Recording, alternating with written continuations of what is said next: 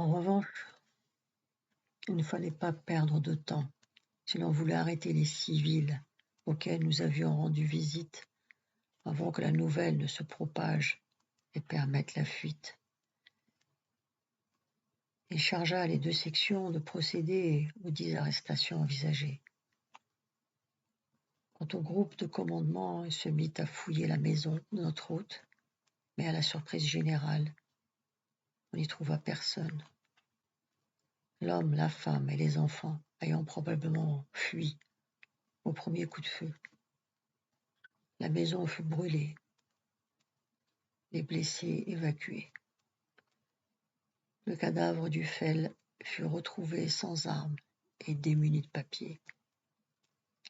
Les 2 halftracks nous reconduisirent à la caserne. Les autres sections, dispersées autour du village, ramassaient les civils. À leur retour au quartier, elles ne ramenèrent que 6 civils au lieu de 10. Les 4 autres étaient absents, soit parce qu'ils s'étaient enfuis au premier tir donc, soit parce qu'ils étaient déjà partis pour une autre mission. À la caserne, nous racontâmes en détail notre aventure au capitaine. Les tirailleurs me dénonçaient auprès de ce dernier, mais je n'y prêtais pas attention. Je lui expliquai pour finir que c'était la seule façon de mettre en confiance les Fel et que c'était bien de moi que venait l'idée de les faire partir par groupe de 5. Le capitaine me crut. Son seul homme de confiance ayant été blessé et notre tactique étant fortement compromise, il décida de mettre fin à ces sorties. Les civils furent torturés, mais ils nièrent avoir reçu des Fel chez eux. Malgré les confrontations, certains refusèrent d'admettre quoi que ce soit et moururent silencieux. Seul l'un d'eux dénonça quelques personnes. Le dernier, après avoir subi de nombreux sévices, avoua nous reconnaître et déclara seulement qu'il travaillait avec les Fel. Puis il se mura dans une résistance indomptable. Vous pouvez me faire ce que vous voulez, je ne dénoncerai personne. Il nous regardait méprisant, nous traitant de tous les noms. Il s'adressa ensuite à moi. Je t'ai appelé mon fils la première fois que je t'ai vu. Tu avais mon admiration. Mais maintenant je meurs d'envie de t'arracher les yeux, espèce de traître. Et il me cracha au visage. Malgré les liens qui l'enserraient, je restais figé devant lui, écoutant la vérité. Je ne pouvais me justifier, lui expliquer ma situation, ni exprimer mon profond sentiment d'indignation. Il succomba quelques heures plus tard, suffoqué par la gégène, sans dire un mot. Toute cette période, et surtout pendant cette journée d'interrogatoire, je fus comme malade, réduit à néant par l'humiliation et la honte. Ce fut le plus dur, le plus insupportable moment de ma vie, malgré d'autres événements vécus, atroces aussi, mais tolérables comparés à cette période.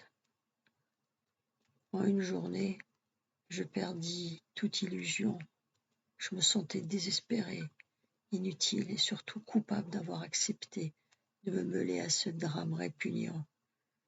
Certes, j'y fus obligé, mais pourquoi avais-je accepté de sauver ma famille plutôt que de refuser et d'épargner ainsi tant de souffrances aux autres? Sur le moment, il m'avait semblé que si je ne le faisais pas, d'autres le feraient à ma place et causeraient autant, sinon plus de malheur et de drame. L'instinct de conservation m'avait fait agir ainsi, et aujourd'hui, il me semble que c'était plutôt la lâcheté et la faiblesse. Cette période de la guerre, pourtant courte, représente toute ma vie et mon histoire. Chaque fois que je pense à la guerre d'Algérie, cette image me revient à l'esprit, et comme je ne peux m'en délivrer, je vis toujours dans le cauchemar et l'obscurité. Peut-être un jour verrai-je la lumière, et tous les hommes vivants ici-bas ont à cœur de procurer un bonheur et une joie de vivre à chacun de leurs semblables. Dès le retour de l'hôpital de l'adjudant blessé et après le travail que j'avais fourni, ma situation s'était clarifiée et au mois de décembre 1958, je fus affecté au bar. L'adjudant devenu adjudant-chef gérait la popote en tant que président des sous-officiers. Ils m'ont confié la responsabilité afin que les autres gradés ne me considèrent plus comme un prisonnier, mais comme un soldat. Avec moi travaillaient 2 soldats français. L'un m'aidait au bar, l'autre travaillait à la cuisine en même temps qu'un prisonnier de mon village. Je gérais plus de 500 000 francs de marchandises. Et tous les 15 jours, je partais faire des achats aux économas situés dans une ville éloignée d'environ 60 km. Une fois par mois, l'adjudant-chef et moi faisions l'inventaire, lui comptant en français, j'effectuais les calculs en arabe, et à quelques francs près, nous arrivions au même résultat. Satisfait de mon travail, il m'apportait un soutien non négligeable, et ainsi, malgré ma condition de prisonnier, je pouvais me permettre d'envoyer promener les gradés qui m'ennuyaient.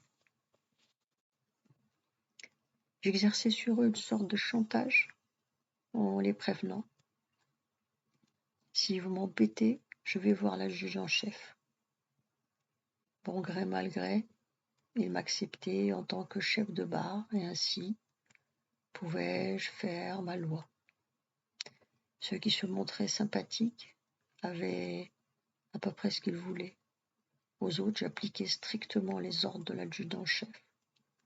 Lorsqu'ils se présentaient en dehors des heures de repas et me demandaient quelque chose, je leur répondais que je n'en avais plus et que s'ils n'étaient pas heureux, ils n'avaient qu'à s'adresser à l'adjudant-chef. En plus de ce travail, il me fallait participer aux opérations. Je partais avec un cuisinier qui, lorsque nous dormions auprès du convoi, restait dans le camion pour préparer les repas et surveiller les boissons.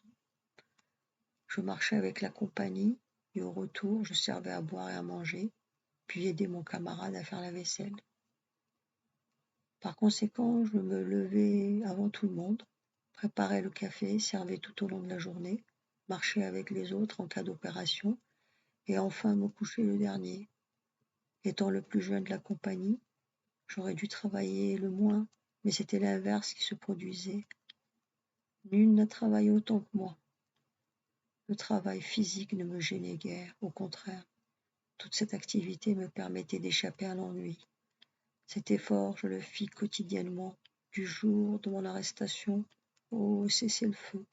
4 années de travaux forcés dont je ressens encore les conséquences 20 ans après. Fin décembre, il y eut quelques opérations sans grande importance. Le 24, nous étions au repos. Nous préparions à fêter Noël, auquel je n'avais encore jamais assisté. Un sapin décoré, éclairé par des lumières de couleurs différentes, s'élevait au milieu du mas. La préparation de cette fête avait pris toute la journée au gradé. Je préparais, aidais le serveur, le réveillon de Noël.